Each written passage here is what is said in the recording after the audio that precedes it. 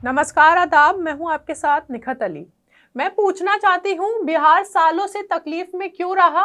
क्यों बिहार के युवाओं को पलायन करना पड़ रहा है और काम के लिए दूसरे राज्यों में भटकना पड़ रहा है? दोस्तों, ये सवाल तो सारे सही है, लेकिन मेरे नहीं है। बिहार की जनता से ये सवाल किया है माननीय दिल्ली की मुख्यमंत्री श्रीमती रेखा गुप्ता जी ने, जो आजकल बिहार में एनडीए के प्रचार के लिए रैली कर रही हैं।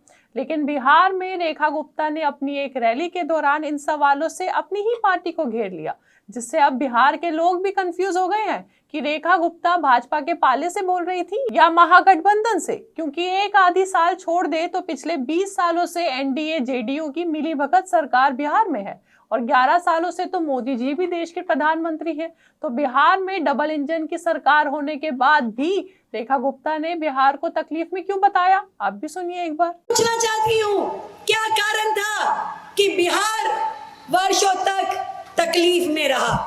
क्योंकि जो लोग सत्ता में थे लालटेन के टाइम, उनको तो केवल अपना घर भरना था, उनको तो अपने घर में अपना काम करना था, अपना भाई भतीजा बेटा बेटी बीवी, केवल उनका चिंता था। कभी गरीब का चिंता किया क्या? कभी नहीं किया।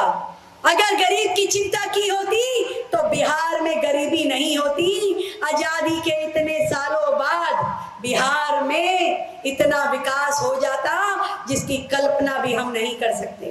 क्यों हमारे युवाओं को, घर के बेटों को अपना गांव, अपनी धरती छोड़ करके यहाँ वहां अन्य राज्यों में जाना पड़ता है?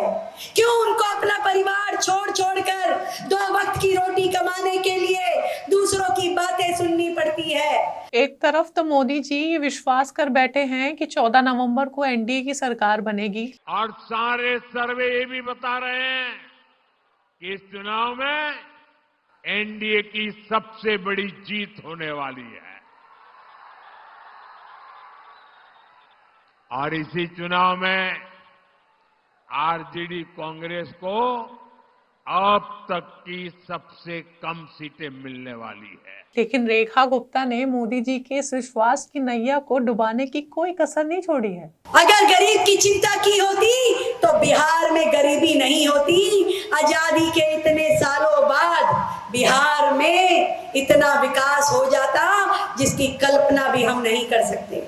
क्यों हमारे युवाओं को, घर के बेटों को अपना गांव, अपनी धरती छोड़ करके यहाँ वहां अन्य राज्यों में जाना पड़ता है? दोस्तों, वैसे रेखा गुप्ता ने कुछ गलत तो नहीं कहा है और ऐसे सच बोलने वाले नेताओं की तारीफ भी होनी चाहिए। लेकिन भाजपा का प्रचार कर रही माननीय रेखा गुप्ता बातों ही बातों में अपनी ही पार्टी की नाकामियों को गिना डालती हैं।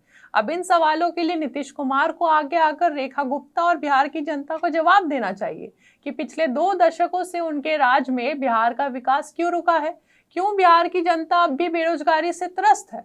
क्यों बिहार के युवा दूसरे राज्यों में जाकर नौकरी करने को मजबूर हैं?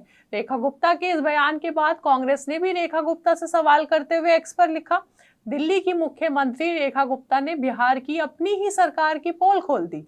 पिछले 20 साल से बिहार में एनडीए की सरकार है। रेखा गुप्ता बता रही हैं कि बिहार में कोई विकास नहीं हुआ। सवाल है, नीतीश कुमार को बिहार का विकास करने से किसने रोका था? वहीं कांग्रेस से सुप्रिया श्रीनेत भी रेखा गुप्ता के इस बयान पर कहती हैं, दिल्ली की मुख्यमंत्री रेखा गुप्ता जी की तारीफ करनी पड़ेगी। मंच से बिहार में 20 साल से अपनी ही एनडीए सरकार की पोल खोलने के लिए साधुवाद।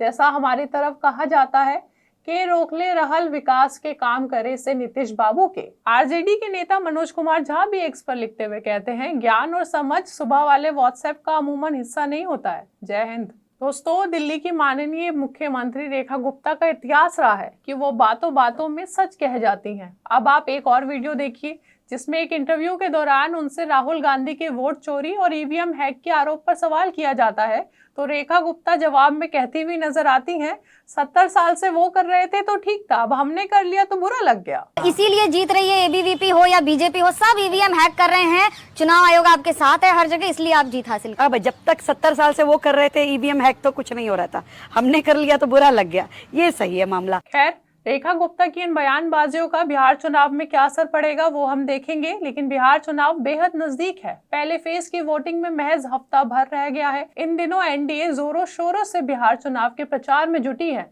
जहां पीएम मोदी, नीतीश कुमार, अमित शाह, उत्तर प्रदेश के मुख्यमंत्री योगी आदित्यनाथ और अब दिल्ली की मुख्यमंत्री रेखा गुप्ता और तमाम नेता प्रचार और रैलीज कर रहे हैं। कई सारे दावे और वादे बिहार की जनता से किए जा रहे हैं। लेकिन दोस्तों, बिहार में बेरोजगारी और पलायन सबसे बड़ा मुद्दा है, और इसे मुद्दा भी नहीं, त्रासदी कहिए, जहां बिहार की आधी आबादी को देश के अलग अलग हिस्सों में जाकर रोजगार के लिए मजबूर होना पड़ता है। लेकिन मोदी जी के हिसाब से तो युवा रील्स बनाकर, क्रिएटिविटी दिखाकर पैसा कमा रहा है। ये कहने से पहले मोदी जी को छठ के वक्त ट्रेनों के बाहर लगी बिहार के लोगों की वो लंबी कतार देखनी चाहिए थी, जो अपना राज्य छोड़कर बाहर काम कर रहे हैं और त्योहार के वक्त घर लौटने के लिए भी ट्रेनों के लिए जद्दोजहद कर रहे थे। आपको जाते जाते ये भी बता दें कि पुरुषों का रोजगार के लिए पलायन बिहार की राजनीति में भी असर डालता है, क्योंकि युवाओं के बाद फिर जो सबसे बड़ा वोट बैंक बनकर उभरता है वो है बिहार की महिलाएं।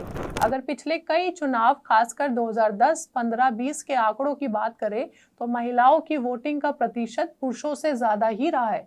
2010 विधानसभा चुनाव की बात करें तो यहाँ महिलाओं का मतदान प्रतिशत 55.5% रहा है, तो वहीं पुरुषों का 52.5% रहा है।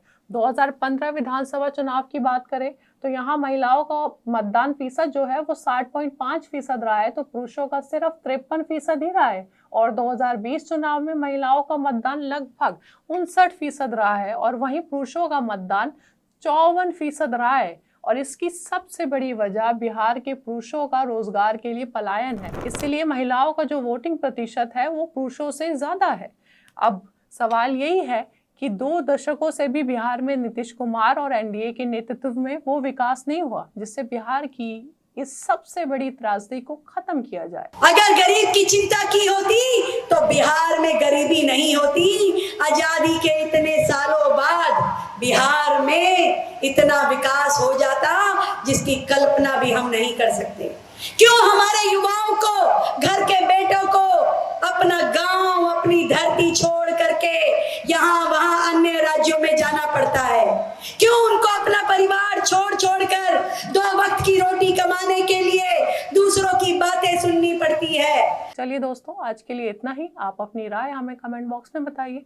हमारे चैनल आर्टिकल 19 इंडिया को सब्सक्राइब कीजिए और बेल आइकन को प्रेस कीजिए ताकि हमसे आने वाली हर खबर आपके पास फौरन पहुंचे। अब इजाजत दीजिए, बहुत बहुत शुक्रिया।